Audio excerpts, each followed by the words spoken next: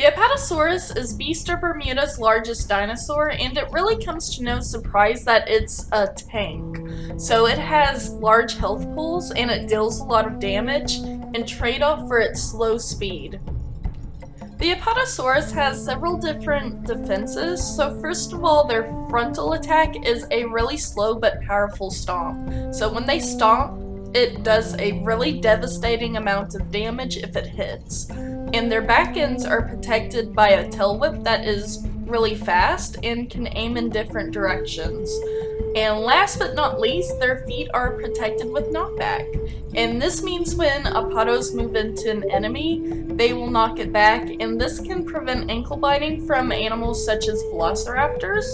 And knockback can kill dinosaurs with fall damage, actually, if they are knocked off of like a large cliff or a slope. They can also walk backwards, and when they walk backwards, it helps them move and helps them protect itself when they're being attacked. So to add on to everything, Apato also has a really big comfort pool. They can stay comfortable in all but the worst storms, and having an Apato in a herd actually gives a big comfort boost to its herd mates. So if you're in a herd, it really is beneficial to have an Apato in the herd to give comfort in storms and just all the time in general. And to top it off, adult Apatos are actually safe from tornadoes too. So if there's a tornado, you don't have to worry about it if you're an adult Apato. In order to become this powerful creature in the life cycle game mode, you must first survive as a slow-growing juvenile. So while you're a young Apato, you're still strong, but you're also much more vulnerable to predation at this stage. So young Apatos are a lot smaller, and experienced carnivore players know they can bite its neck much more easily, which is the Apato's weak spot. But luckily there are some techniques that an Apato player can use to help combat attackers. So using the terrain is one of the most important aspects of gameplay when you're playing an Apato. If a Apatosaurus is in a flat, open area, it is a lot more easier for predators to, especially a pack of predators, to surround it and land hits on it. So when you're being attacked as a young Apato, you need to ensure that you don't allow predators to bite your neck. And most players do this by either facing a wall or a cliff face and then whipping their attackers with their tail and not allowing the attackers to get hits on it. So against smaller dinosaurs, one strategy you may use is perhaps going into a pool of water that may make it so they can't reach you.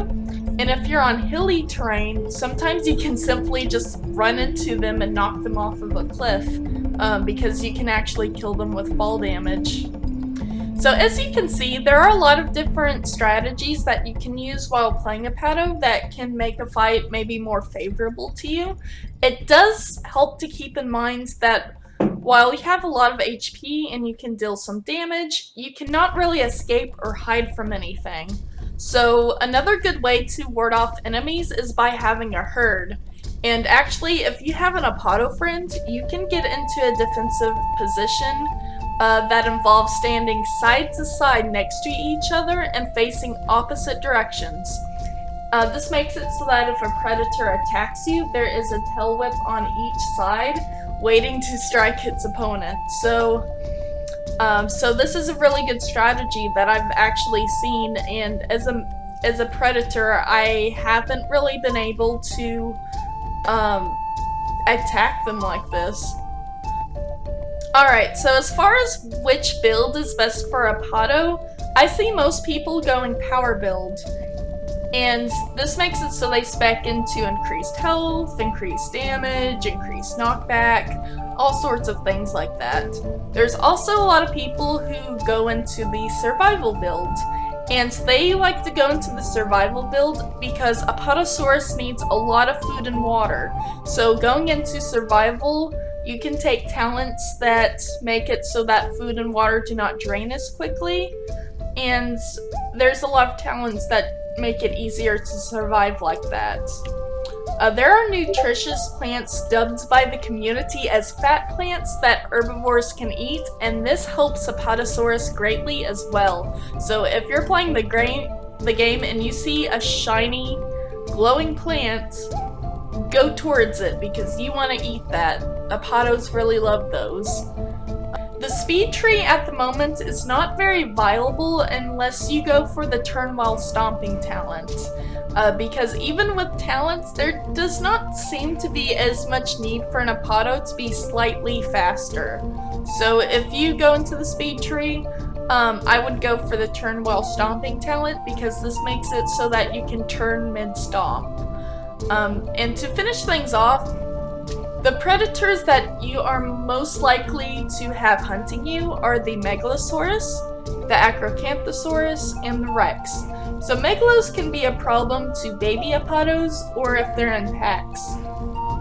Acros, on the other hand, are even more of an issue because since their attacks inflict the bleed status, which stacks with each bite and makes it so that you cannot heal your health or your comfort until you rest it off, it can be really bad for Apatos if it hits.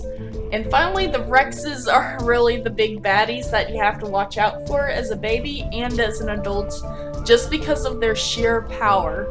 But otherwise, Apatos have very little to worry about once they reach adulthood and beyond.